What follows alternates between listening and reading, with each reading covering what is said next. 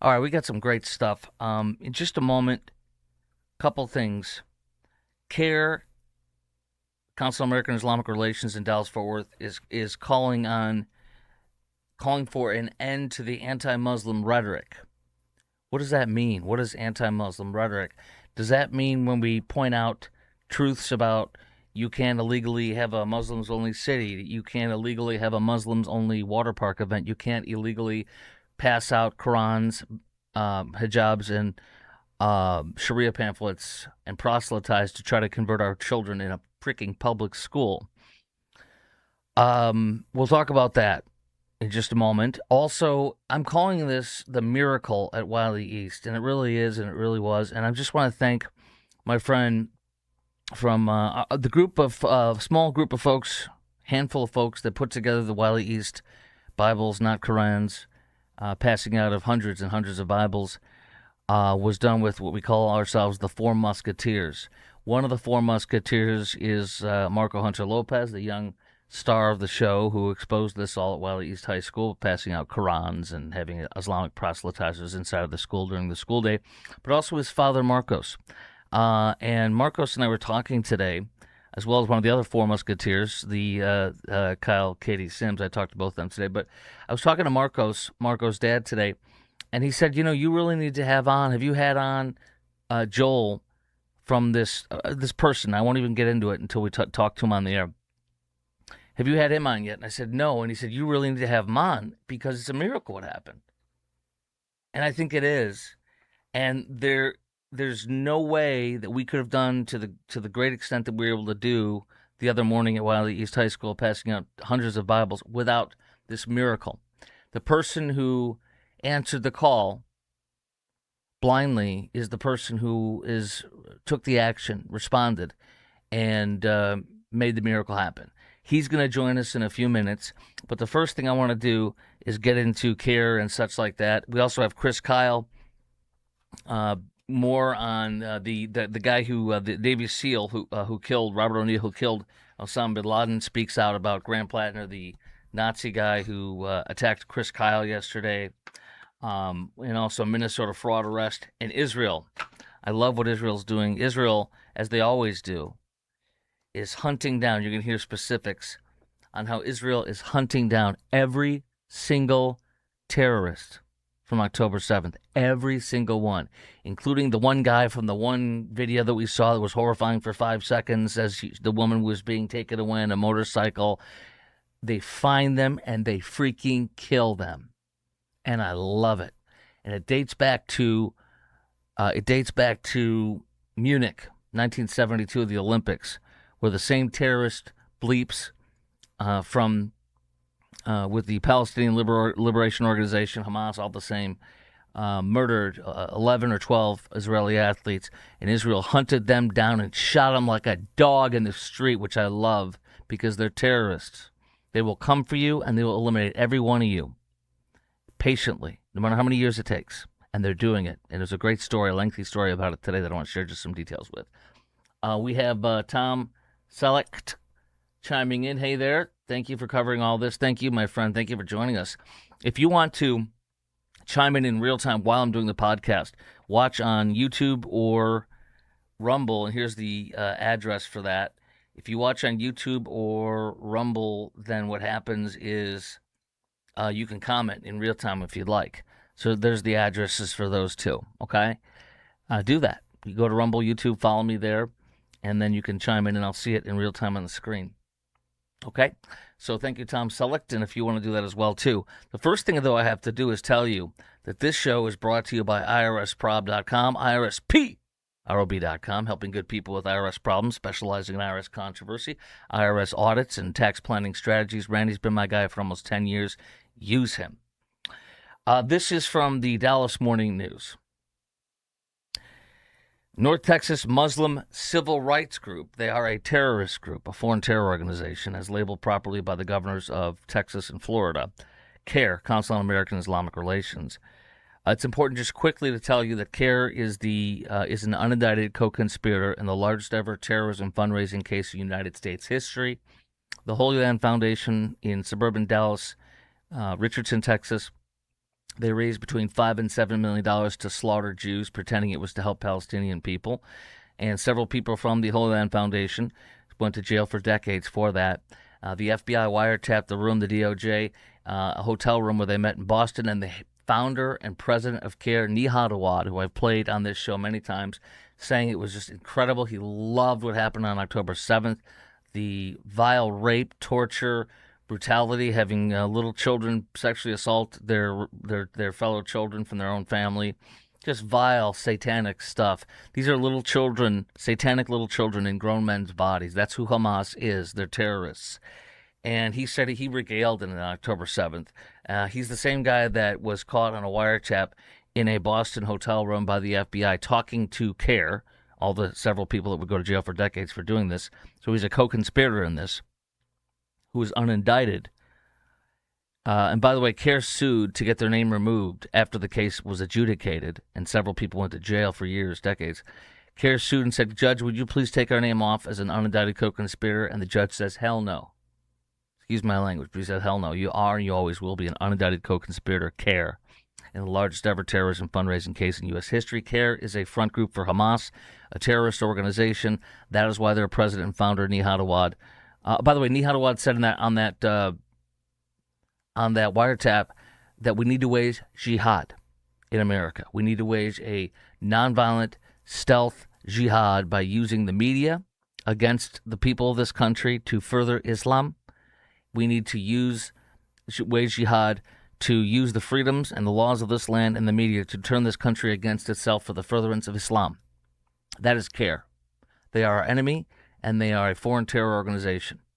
Now, the head of CAIR, and they ever so stealthily put an African-American guy, a black guy, Mustafa Carroll, as the director of CAIR, again, a foreign terrorist organization, to say, look, you can't criticize this man. He's just to me, he appears to be a born and raised American guy who's black. It's like, look, here's a normal guy. Here's our front guy to make us look like we're moderate. You can't attack him or us because, look, he's a black guy. Otherwise, you're a racist. You know how the left works and how CAIR works. So Mustafa says to the Dallas Morning News, he's calling for an end to the anti-Muslim rhetoric. What is anti-Muslim rhetoric? I know what it is. I know what he's talking about. And then he also mentions the terror attack in San Diego from the two 17-year-olds who were Nazi people. Also, the AP reported they had hatred and attacked Republicans, right and left. They had no party, but they loved the Nazis, the two people that did the terror attack at the mosque in San Diego. And he's citing that. So what he's saying is, when people in the Muslim community in Dallas-Fort Worth, like one of the largest mosques, if not the largest mosque in Dallas-Fort Worth, Epic, East Plano Islamic Center, when they are trying to illegally build, and they market it, I can play it for you again, where they market illegally saying a Muslim community, a city that's for Muslims.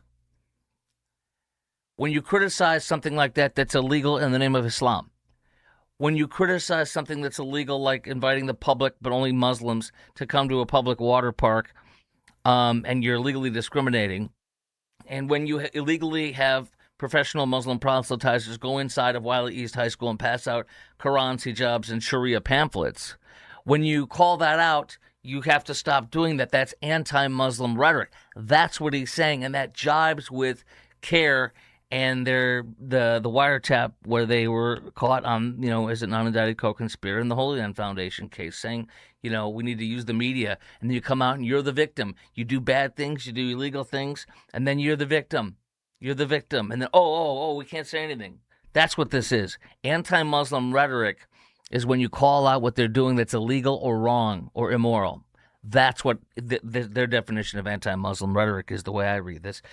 He says, and especially in light of the San Diego mosque terror attack, which, it's horrible. But that doesn't stop us from speaking the truth. And it will not stop us. I don't care what group you're with. If you do these illegal things, you're going to be called out. And we're going to take what you did, which was bad, and we're going to turn it in for good. And that's what happened at the Bible's Not Quran's rally.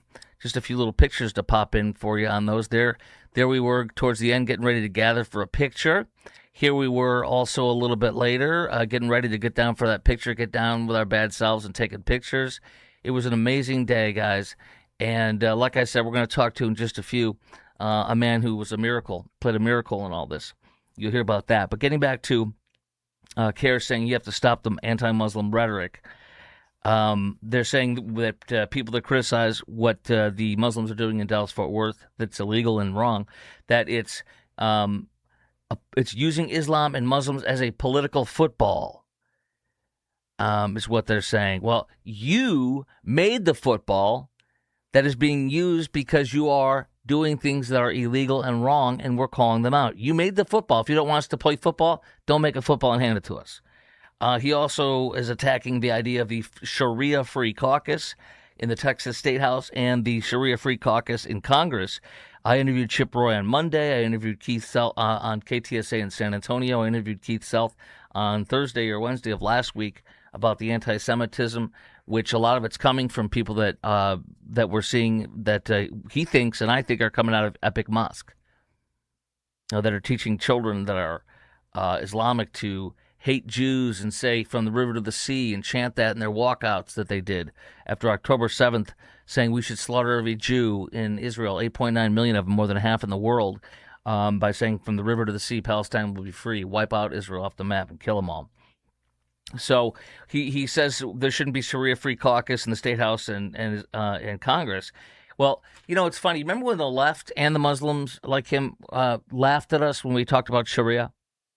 They laughed at us. And then what are they passing out inside of our high schools, public high schools, in the middle of the day to children? Understanding Sharia. In other words, Sharia law is great. Here, understand it. And then, of course, passing out a Quran in school. On the back, there's a Shahada card, and I have that here. And the Shahada card is right here. This was on the back of the Qurans they passed out inside of the school to our children. It shows you how to pray to receive Muhammad and Allah as your savior. So that's where they're going for it. And if you criticize this, it's Islamophobic, anti-Muslim rhetoric, which is BS. Oh, here's the art. You have to hear this. You have to hear this. In this Dallas Morning News story that came out this afternoon that I'm telling you about, a Muslim woman came out at this press conference and was crying and says because she was wearing a hijab, she believed some man shot at her and a bullet went through her window and hit by her children's seat, supposedly in her car, as she was driving on I-35, on 35E on May 10th. So she's crying in front of the cameras, for the cameras, playing the victim.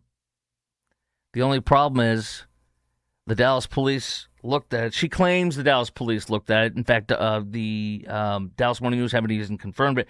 But the police officers there told her, she says, I don't believe anything she's saying, but the police officers there she says they told her that she was not likely a targeted crime, but a random shot, and that it's unlikely the department would solve the crime. The Dallas Morning News is working to verify this. They have no way of verifying this. Here's what I'm telling you.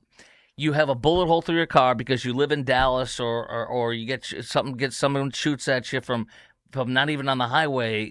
Perhaps is what the Dallas police supposedly told her. They don't think it has anything to do with being targeted. It's a random gunshot that hits her car, and then she comes forward and is whining and complaining and saying it's Islamophobia. I'm being targeted because I'm Muslim and I wear a hijab. Total BS. This is the playbook by CAIR. This is exactly the playbook when they were wiretapped on that largest ever terrorism fundraising case in U.S. history. There's Marcos Lopez, the father of Marco, one of the four musketeers, saying a nice thing, says, thank you for telling the truth. Thank you, my brother. And again, in a few minutes, you're going to hear about the miracle that happened on the day we passed out those Bibles the other day at Wylie East High School instead of Qurans. You'll hear from the man himself, and you'll meet him. You'll find out who he is and what he did and why he did it. So this Muslim woman had a press conference in conjunction with CAIR saying, stop talking about the bad things Islamic people are doing, the illegal things Islamic people are doing throughout DFW. It's Islamophobia. She wiped tears away from her eyes, and she said she fears she was targeted because of her hijab, quote, a visible indicator that she's Muslim, or because of her activism within the Palestinian youth movement, which means Hamas, terrorist, Jew-hating, blowing yourself up movement. Quote, she says, I cannot separate what happened to me from the environment that has been created around us. Victim, victim, victim. Just like CAIR said in the hotel room when they were co-conspirators with the largest ever terrorism fundraising case in U.S. history, we play the victim. We wage a nonviolent jihad. We do things, and this is the MO I've seen lately in DFW. They do things that are illegal. They either know they're illegal because they're not stupid, or they do them to see if they can get away with them. They figure if we get away with it, great. If we don't, we get caught, we're going to play victim. That's exactly everything I've seen with all these things we're talking about, including Wylie ISD. As I mentioned, they had these useful idiots that came out, these high school useful idiots that came out, were counter-protesting us, saying, keep religion out of our high school. I said exactly what we're doing. We're doing it legally outside. They didn't protest. I talked to Marco Hunter Lopez, his father, and all the students that were there. They gathered a whole bunch. And you can see some of them in these pictures that I've been showing you. There's a whole bunch of young students. Wonderful, sweet young kids right there. Look at those parents, but there's also a whole bunch of kids in there. When I show you the picture about what happened with the miracle, the man that did the miracle, him and his wife, you'll see a whole bunch more kids around him and his wife. It's just awesome. So my point being is, absolutely beautiful what happened, and a lot of wonderful kids doing a lot of great things. But yeah, I cannot separate the hatred from the environment that has been created around us. So you're the victim. You're the victim. Even though there's no evidence, nothing, you are the victim, and then you come on camera and you cry on cue. Gotcha. Here's an important thing to add, because what kind of things do terrorists do? Well, this just came out from journalist Neil Berg, and this just came out today. It's on my Twitter feed. You can see it, my X feed, at Chris Crock Show. That's at Chris Crock Show, CHRASKROK. Today in France, where they had the Bataclan attack, the terror attacks that killed 129 people. You remember that? They went through the streets. They were slaughtering people. They slaughtered a whole bunch of people in a theater. Then they went around downtown, or whatever that was in Paris, went around and using fully automatic weapons, even though you can't buy a weapon to protect yourself. If you're a regular person, only terrorists and criminals can get weapons. And they mowed down everybody. Remember that? Bataclan attack? 129 killed. I'm sorry. They killed 129 and they wounded hundreds more. The logistical brain behind that was just allowed penitentiary leave by the Brussels court. If he continues his, quote, calm and good behavior, according to the court, he could soon be freed indefinitely. Slaughter 129 people, wound hundreds more as a radical Islamic terrorist, and he's about to be freed. Now, hold on. Because journalist Neil Berg put this out, and it's on my X feed. Listen to what they did. And this is what all this terrorism, where it's all headed to. Quote, to remind everybody what really happened that night in Bataclan from the Islamist terrorists that killed 129 and wounded hundreds of others. They cut off testicles and shoved them into the victims' mouths. They stabbed pregnant women in the womb and raped them. They beheaded people. They gouged people's eyes out. French authorities worked overtime to keep these details away from the public. They have to cover it up so that Islam can spread, radical Islam can spread, and eventually take over, which it already is and has, and that's why they don't want to show this stuff. They don't want to offend hundreds of thousands, if not millions, of radical Islamists who are in Paris, in France, and are having a birth rate of 5 to 1 compared to the secular humanists that mostly occupy France, Germany, and Britain. Apparently, the mastermind behind this atrocity will soon walk, which I told you, because European leaders are cowards and traitors who will never do the right thing. These are the same kind of little satanic children doing little satanic things that little children would do, but in grown men's body. That's radical Islam. That's where all this is headed to, based on everything we've seen. There are moderate Muslims. Dr. Zuhdi Jasser, I've had on the show when I fill in for in San Antonio. I've had him on some other shows I've filled in for. And he is a Republican. He's running for Senate in Arizona. And he's on Mark Levin's show fairly regularly on Fox News, Life, Liberty, and Levin on weekends. It's a great show. And I've heard him on Levin's show on Fox News like twice. And he's great. I mean, he says that that CAIR is a front for Hamas and the Muslim Brotherhood, and CAIR is a terrorist organization and terrorist supporters. He calls it out. Most are afraid to. he does. Now I want to do this. Before we go to the miracle at Wylie ISD, where I'm going to call this gentleman who is responsible, God ultimately is responsible, but he answered the call. And I had no idea what would unfold. You'll hear from him in just a moment, but the first thing I want to do is say this show is brought to you by IRSprob.com. That's IRSprob.com, helping good people with IRS problems. Randy Martin is my accountant. He has been for almost exactly 10 years. He's incredible. There's Randy on the right, me in the middle, kind of in the middle, and then George and Ray, they've all been together for a long time. And I guess we're the 4 accounting musketeers. You don't want me as your accountant, I'll tell you that. There's Randy and his wife, Norma. They won Longhorn 100 2026 winner. They're incredible. They're the best. Helping good people with IRS problems, specializing in IRS controversy, IRS audits, and tax planning strategies. Go to IRSprob.com. That's IRSprob.com, or call 214-214-3000. That's 214-214-3000, or tell them Chris Crock sent you. And I also am like a little kid when I get to tell you about Due West Foundation and Plumbing, because Jim Dutton owns Due West Foundation and Plumbing. He's the host of Texas Home Improvement on television and radio. He's on a couple television stations and a couple radio stations here in town, but all in DFW, but also in Houston and Austin.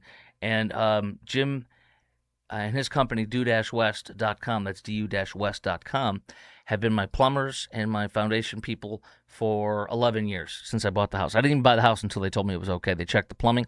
They checked the foundation. Not kidding. So they're the best. They replaced my water heater, 17 feet of pipe under my house. They did the piers for that, for the foundation, because you can't pull all that dirt without doing the foundation. They've done root shields. What do you call it? Landscape, what do you call it?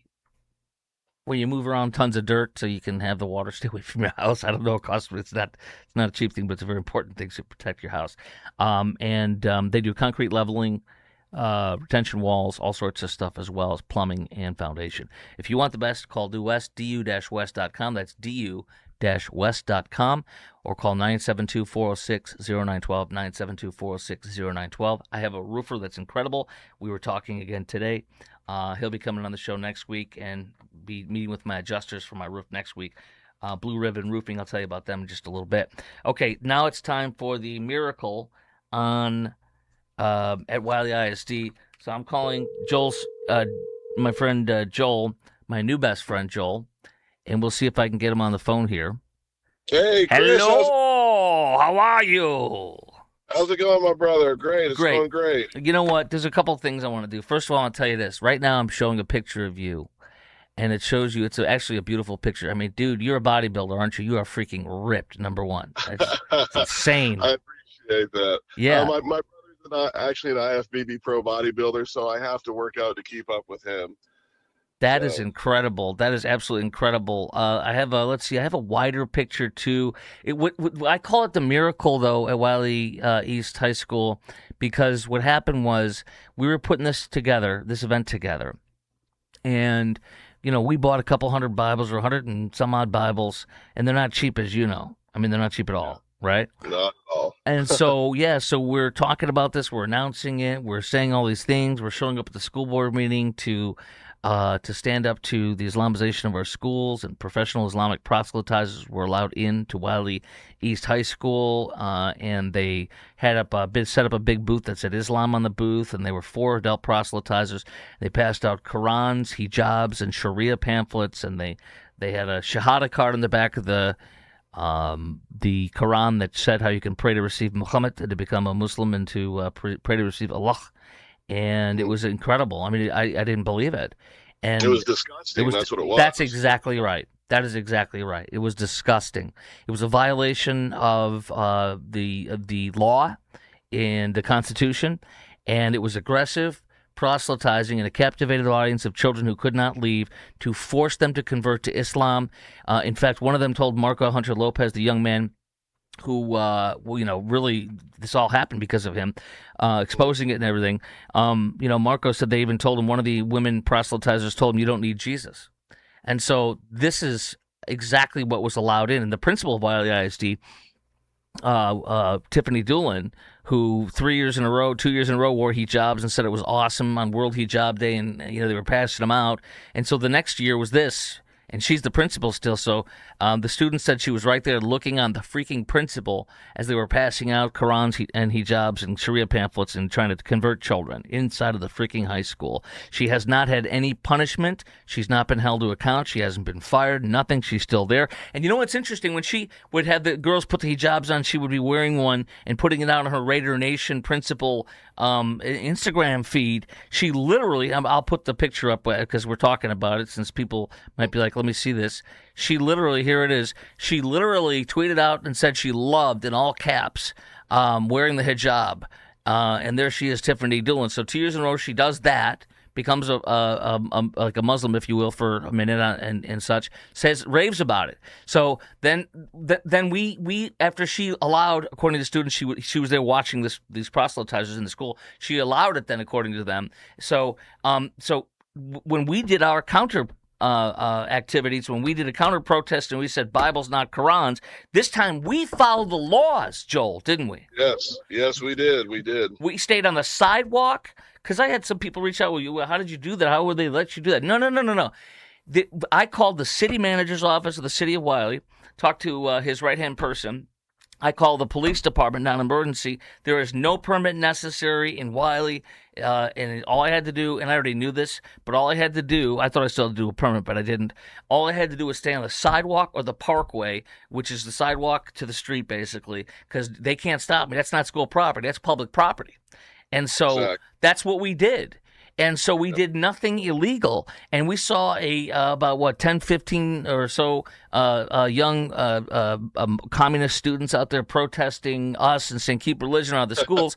and I'm saying, we're outside of the schools. We're following the law. Did you protest the Islamists who are in the school? No. They didn't know what they were saying. They were like, preach love, not hate. Well, that's what we're doing. We're giving out Bibles. We're preaching love. Jesus is love. God is love. Go ahead, sir. Go ahead, Joe. Go ahead. They're holding up signs, separation of church and state. We agree with you 100%. Get the Islamics out of the school. If that principal put that hijab on and she went over to Iran and talked to a Shiite Muslim, they would stone her to death right there. Yes. These people have no clue what that religion is about. No idea. So let's do this. And by the way, the principal never came out. Tiffany Doolin, we'll show her again. Since she does this stuff where she puts on the hijab and says she loves it, all caps, on World Hijab Day, and then the year later apparently allows these proselytizers in to convert our children. She you know what she didn't do? When we showed up today, the other day, she didn't come out and take a picture with us and say she loved it. She didn't hold up a Bible and say she loved it. Why didn't she come out and say that she loved what we were doing, Joel? It's sad. It's really sad that our students have to witness that. We are in a great God-fearing, God-loving state, this great state of Texas, and that should just not be allowed. What happened? So we're putting this together, and we took donations to buy Bibles. There's a little bit left over. We're going to give it to Marco's club there, which is they're the young Republican club, and they're going to be doing all the spreading of Bibles, and they have a whole bunch still, and they passed out tons of them. But here's the thing. We bought 131 Bibles. I figured that should be enough. We show up in the morning, and we're starting to get ready, and then all of a sudden, you and your wife show up, and you have boxes of hardcover Bibles and a table and a booth and a what do you call it? What do you call it that goes over the booth? That's we had a tablecloth. We had yard signs. It was wild how this whole thing came about. How did you even hear about us? Because you saved the day, because we would have run on our Bibles not even halfway through it. Tell me what this whole God story was. How did you find out about us? And then you had to struggle, what should you do? Go. Yeah, it was wild. My ex-mother-in-law called me. She said, hey, there's a man that's going to be in Wylie handing out Bibles. Apparently there was some Islamic extremists in the school. She didn't tell me exactly what it was about. She said, just watch the news. I went on there, I watched the story. And it was late. It was the 10 o'clock news. It was Sunday evening. Yeah. And I said, man, I'd really love to go to that. I said, God, if you want me to go to this, I'm going to order some stuff for these kids. Because I know what kids like. They want the wristbands with the Bible text on it. They like Right. the little Jesus figurines. Right. I'm like, I'm going to go ahead and I'm going to order this. If this shows up tomorrow, even though it said 2 to 3 days on Amazon, I'll be there. It showed up, and literally that morning, those boxes were sitting at my door. Oh my! You mean the morning of the Bible pass out? No, the Monday morning. Okay. I ordered it Sunday at midnight, and they were there Monday morning. Oh! And you said, Yeah. God, it's supposed to take 2 or like, 3 days. If it shows up in the morning, I'll do it. If it doesn't, I'm not doing it. Yeah, so I loaded everything up, and that weekend we had just been at the Ronnie Coleman event in Fort Worth, and we were handing out Bibles there. We handed out about 200, so I already had about 250 Bibles in my car loaded up. It was loaded down, ready to go. And I just told Kelly, I said, hey, we're going. We left at 5 o'clock in the morning.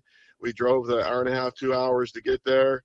And then I got to meet you, and and that's how it goes. And the Lord blessed. Yes. We were able to give out Bibles to all those wonderful, beautiful kids. That young man, he is going to be a powerhouse when he graduates, when he's older. Marco Hunter Lopez. And it says Matthew 28:19, go ye therefore and teach all nations, and that's what we're supposed to do. And that's what that young man is going to do. He has such a bright future. His parents should be so proud of him. Yes. He's such a great man. I want to show some pictures, some more of you, because this is the most beautiful thing. I mean, here you are, this big strapping dude. And I mean, I'm glad you're on our side in a very, very good way. We need people. I mean, dude, I would not cross you. I mean, dude, you could look at me and I would run. I mean, you could rip people's heads off and crap down their throats before breakfast. And that's a good thing. That's a good thing. I know you're not like that. I'm just saying I like that it's nice to have strong warriors on our side. Go ahead, sir. Children look up to big men. And especially in the gym, I have quite a few young men that come over to me, ask me for tips and things like that. And I always try to witness to them, and just being able to give out those Bibles to that kids, it was more of a blessing to me than I'm sure it was to them. And, in Romans 8, it says, faith come by hearing, and hearing by the word of God. And those kids need to hear the word of God. They need to have that with them. Lots of those kids, they come from broken homes, where their parents are divorced. They need to know they have a heavenly Father that's looking out for them. And, if we can do that, if we can change just one of those kids' lives, it's all worth it. Those kids are our greatest resource. We're sitting over here fighting $1 billion war over in Iran, and we're spending nothing on our kids. And that's wrong. So Joel, okay, so you responded. You said, God, if it will be, then if they show up on Monday, I'll go. They did. You came out. And, I mean, we ran out of Bibles. I mean, without you, we would run out halfway through. How many would you guess? How many do you think you gave away? And I think we gave away, I haven't counted it, whatever, but I'm going to guess we probably gave away 80 or 90 or maybe even 100 or 110. How many do you think you gave away, if you guess? Well, I had 6 left out of the over 200 that I brought. So we gave away about, oh my gosh, like 194 plus about 110. We gave away like 300 and, if I'm my math is right, like 310 maybe, or 305 Bibles. Yeah, that's unbelievable, to be able to witness and do that at a public school setting. And those kids, they're thirsty for it. We're living in a day and age where we know it is the end time. And the end time is going to be rapid. And those kids, I had one kid come up to me. He's like, this is so exciting. I said, yeah. He's like, we are living in the end times. I said, brother, you have no idea. And they're hungry for it. They need this. We as parents, as adults, we need to be encouraging our children to go to church, to seek the Lord, and then let them be the new disciples. And it's just an amazing thing. That day was it was, but don't you understand too? I'm going to say another thing. I'm going to pull another story up. So I was doing on my old station here in town. I was doing for a couple of years. I did a split shift where I did like 1 hour in the afternoons and then a couple hours in the early evenings, and then they replayed. I was on the air for like 5 hours every day, except I was only on live for like 3. But it was pretty wild. But my friends, mentioned Jim Dutton from Texas Home Improvement. Jim is a good friend of mine. My wife worked there at Due West, his company, plumbing and foundation company, for like 3 years, and So they asked me. They were doing. There's a firefighter in Dallas who was burned over like 2/3 of his body. He should have died. And it was a miracle that he was rescued. They had a massive parade of fire people that from Dallas Fire that brought him home. But when he got home, he had to live in 68-degree year-round temperature inside of his house. His Mm-hmm. air conditioner was a joke. And so they Texas Home Improvement from Jim Dutton, the host. They do projects to help our warriors, our heroes. And so they went over to replace the HVAC, and it was just a total rat's nest, and there were so many issues with the house. They decided to blow the house up and just make it insanely incredible. And they were anticipating some problems, and they said, Chris, would you mind asking your listeners if we need things that we can't get, like a landscaper or this or that? I said, absolutely, whatever you need, you ask me, and I will go to the wall for it. And sure enough, they needed a landscaper because they blew up a lot of stuff in the back patio and the house. They did an addition and all sorts of wonderful things for this firefighter hero. And so I asked for a landscaper. And there is a guy who has says, I don't usually listen at all at that time of the hour or day, but for some reason I had you on. He's a godly man like you are. And he said, Chris, he says, it was a God thing. I heard you when I never normally listen, and I heard you ask. And this guy was a firefighter EMT in an Air Force. He served in the Air Force. He's a totally, absolutely patriotic, wonderful Christian man. And so he came over to that house and he blew it up 10 times what we asked for. And and he said it was a whole God thing too. So here's a thing where, I mean, not only did he blow up the backyard and everything with the patio and landscaping, but then he also replaced his fence in the backyard, all stuff that wasn't even on the docket. So that was another idea. Like, you happen to hear it, your ex-mother-in-law happened to hear it. She tells you, my friend happened to hear this. We were able to do that. All these different things are God moments and God connecting us from, I didn't know you and you didn't know me, from Adam until this past week.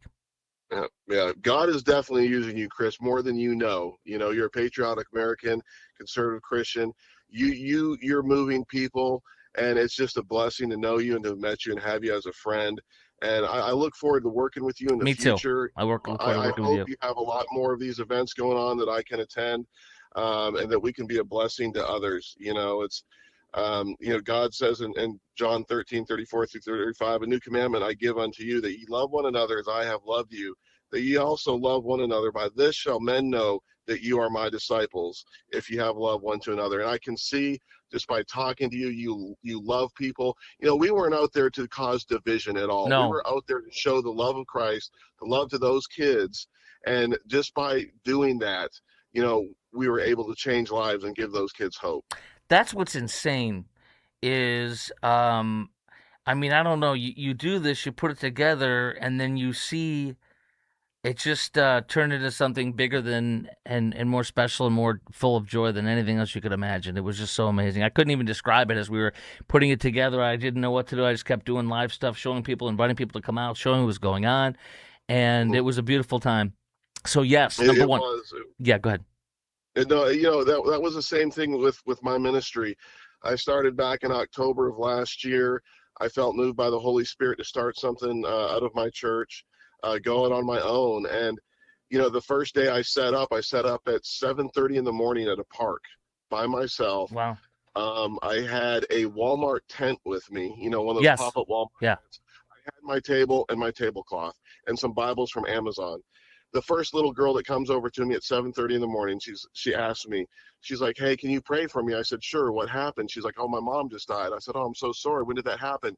She said, this morning. You heard she said her mom just what? Died? She said, my mom just died. I said, Oh I'm so sorry. gosh. When did that happen? She said, this morning. I prayed for her right there on the spot. Her name is Mila. She was adopted. She's this beautiful little Russian girl. She's been part of our team ever since. You know, Wow. the little things that you do, and when the Holy Spirit calls you to move, you move. You don't ignore it. You know, no compromise. You just go. Yeah, this is just way bigger than anything, you know, than what any one of us knew. And the last thing I'll say about orchestration, and it's got to be all God, because is this.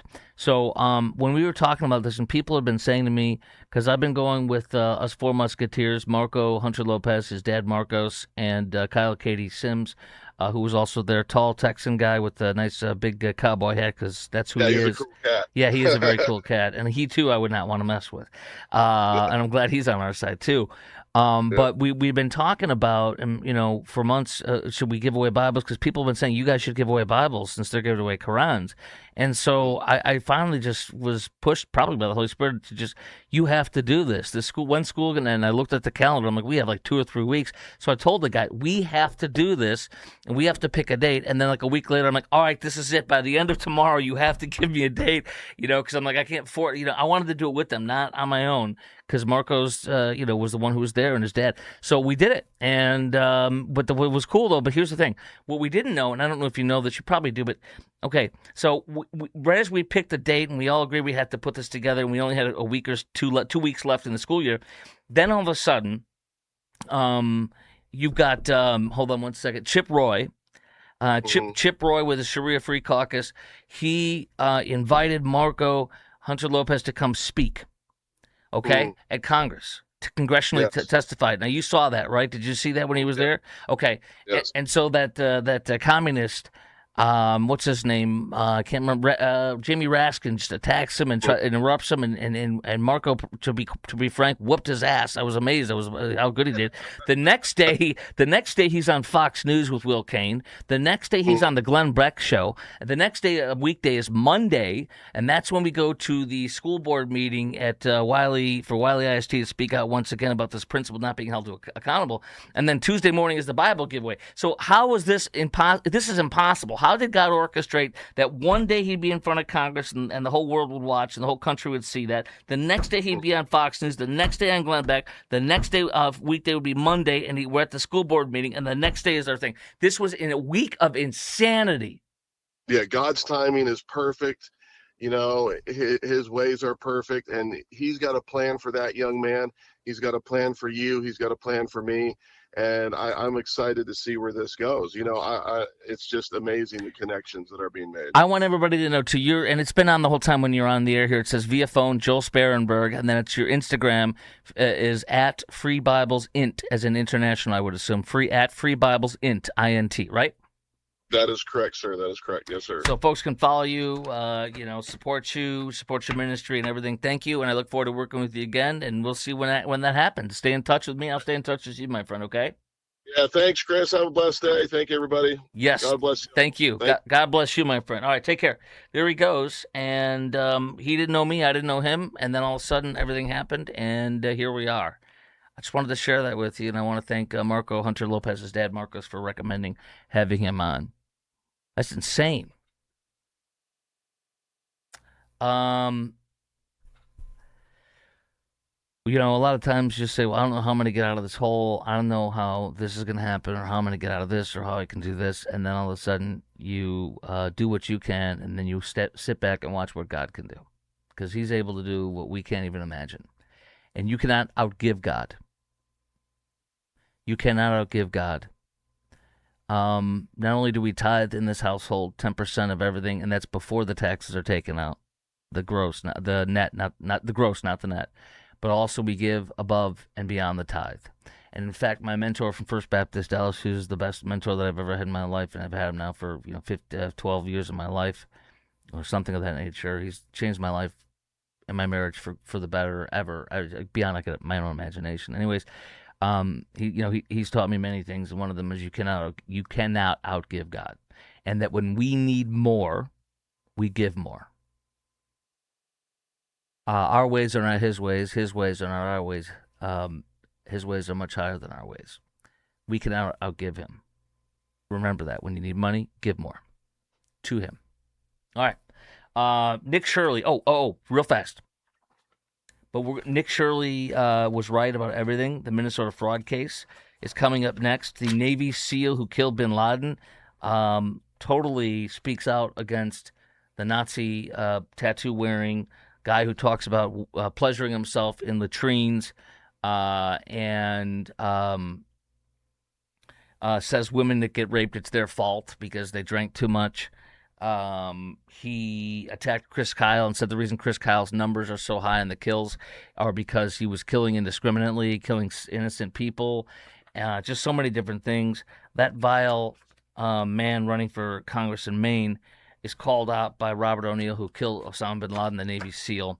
So we're going to hear about that coming up. But the first thing I want to do is tell you real quickly that my roof is going to be replaced, and it's going to be done with Blue Ribbon Roofing. Blue Ribbon Roofing has been in business for 32 years. They're based out of McKinney, but they're all over DFW, and they have been for 32 years. They are one of the USAA. They're a regular frequent flyer with USAA customers. I am a USAA member, and I have been for like 30 years, 25, 30 years. I have no idea. And I will never go with another insurance company because they're the best. I have to stop saying that because they need to pay me to say that. But here's John Hopkins on the right. We were talking today, and his wife Tish is there on the left. And then all the way on the far left is his son Trevor and Trevor's wife Jennifer. Jennifer was the first person I talked to at Blue Ribbon, and before I talked to John or anybody, and she was incredibly awesome. She was very sweet, and John Hopkins was like, "That's my daughter-in-law." I was like, "Whoa, that's great. She's awesome." She was very nice, very sweet. The customer service is excellent. There they are, winner of Best of McKinney. They win it year after year after year because they are the best. Blue Ribbon Roofing. Here's John on my roof. See that white line? Yeah, what is that? That's the fiberglass mat underneath the shingle, meaning all the shingle's gone. Now you're down to the fiberglass mat. I never would have recognized any of this or noticed Of it. course you wouldn't. It'd be like you handing me your microphone. Yeah. I don't know anything about it. Do you want to do a show for me? I don't know anything about it. John's coming over Tuesday with the insurance adjuster. They're going to look at the roof and everything. I had no idea how my roof was damaged all over, but I wouldn't have seen it. He showed me. He said this, and it made sense. Hail damage. So just use them. BlueRibbonDFW.com. BlueRibbonDFW.com. If your roof is 8 years old, or before your roof hits 8 years old, you want them on your roof to inspect it because some insurance companies, literally don't give you the full amount after about 8 years or so. They'll say, "Well, that's not the ACV, RCV, real value or something." So don't wait. Get them on just to look. Go to BlueRibbonDFW.com. BlueRibbonDFW.com. BLURIBBON DFW.com. Nick Shirley was right. Nick Shirley was right. He tweeted this out today as multiple Somali folk in Minneapolis are being taken down and arrested for millions of dollars of fraud. CBS News, Nick Shirley tweeted today, said there was no evidence of fraud. The New York Times said the Somali community was being targeted. CNN Fake News said there was little evidence. Tim Walz said that was white supremacy to expose fraud. Today, $90 million busted and 15 charged. Amen, Nick Shirley. You have been officially vindicated. Even though I didn't need to see that. I already knew you were vindicated. But nonetheless, in your face to the pathetic leftist, communist, Marxist media. So here's from Fox 9 in Minneapolis, St. Paul. The head of Minneapolis daycare was featured in the controversial Nick Shirley video exposing daycare fraud in Minnesota, now facing federal charges for fraud. Fahima Ige Muhammad was charged Wednesday with wire fraud and conspiracy to defraud the United States. Her fake daycare facility, bilking millions from us, was near George Floyd Square. You mean St. George Floyd, blessed be his name, who died from a drug overdose while in the custody of Minneapolis police. St. George Floyd Square. She falsely claimed to serve thousands of meals to children at her child care center with Feeding Our Future. At the same time, prosecutors say Muhammad submitted false paperwork to Minnesota's Child Care Assistance Program. The daycare pocketed more than $4.6 million plus $850,000 from the federal Child Nutrition Program. This woman stole, according to the officials, $5.5 million from us. Throw her in jail, denaturalize her if we can, and throw the hell out of this country. Prosecutors also say she was charged earlier this year for her role in Feeding Our Future scheme. She was charged yesterday for the daycare aspect of the fraud. Minnesota Department of Children, Youth, and Families Commissioner said all 10 daycares had been visited that Shirley was at least once by the state over the last 6 months as part of standard licensing checks. Boy, did they do a great job. We can trust Minnesota, who refused to prosecute the Somali corruption because they didn't want to lose the Somali voting bloc, which is a massive, strong voting bloc in Minneapolis, St. Paul, and the Democrats refused to call them out. They let them steal tens of millions, hundreds of millions of dollars from us so they don't offend the people who don't belong in this country that are coming here and ripping us off. And again, Walz made it clear, in the thick of this coverage way back when this first started coming out, Wall said, I played it over and over again. It was unbelievable. He was literally saying they don't know any better because that's how things are in Somalia. Oh, so they don't know any better, and we don't want to offend them. Let them keep stealing. It's better that way we don't get called Islamophobes, racists, or xenophobes. That's why you're not running again, because you're a fraud, Governor Tim Walz. So what else? The U.S. Attorney's Office in Minnesota also brought charges against 2 others for fraud, including Mustafa Daib Abdul Basit Ibrahim. And 2 guys, Mustafa Daib and Abdul Basit Ibrahim, and charged them with conspiracy to commit healthcare fraud. Navy SEAL who killed bin Laden rips Graham Plattner, the Nazi-wearing, tattoo-wearing, rape blamer, blaming women for rape, saying he roughs up the suspect. He pleasures himself whenever he's in a porta potty. The guy who says that Chris Kyle, the reason why he had such high numbers is because he was killing people indiscriminately. I played the audio for you and the video for you yesterday. Now, today, Robert O'Neill, the Navy SEAL, the former Navy SEAL that killed bin Laden, said, and also I forgot to mention, Graham Plattner also said there's at the time he was a private first class in Afghanistan, and he ran out on a viral helmet cam. He ran out and took 4 shots to distract the Taliban while the rest of his unit got out and got away. And because he got shot and did that, Graham Plattner called him a dumb MFer that didn't deserve to live. He called him a mouth breather, all sorts of vile things. And this is not because of, and you'll hear Robert O'Neill, I should say, the former SEAL who killed bin Laden. This is, years. This isn't like a one time or a 6-month period where he was saying horrible things, got PTSD. This is not PTSD. Quote, Robert O'Neill said, "This is completely barbaric. Your fight is not against," he says, that your fight is for the man next to you, meaning what are you doing attacking the guy that was working with others, fighting with these guys. O'Neill described Graham Plattner's post as vile hatred and said the post-traumatic stress disorder is an excuse. PTSD shouldn't do that to you, especially if you do it again and again. You got to get, he says, I got some Ibogaine therapy that I've done for PTSD. If it's that bad, you're out there wishing American soldiers to die under fire. He attacked Chris Kyle. He says that would just stem, O'Neill says that would just stem from maybe jealousy because Chris Kyle's name became famous for a whole bunch of kills. The jealousy is there. I told you this yesterday. Graham Plattner thinks he's the hero. The stories about Graham Plattner, all these other people that are much more famous and revered are frauds. Graham is the star. He's a megalomaniac and a sick man. He says, O'Neill says the jealousy is there. I've seen jealousy too. The professional jealousy, stuff like that is really, really rare between veterans. So this guy, this sick bleep, is a rare breed. Graham Plattner is a rare breed. Rarely do we see jealousy between veterans, he says. Everything from the Nazi tattoo to the chest, and on his chest, and wishing a soldier would die under fire. I don't think he's fit for the Senate, says Robert O'Neill. Amen. All right, we're going to close with this one.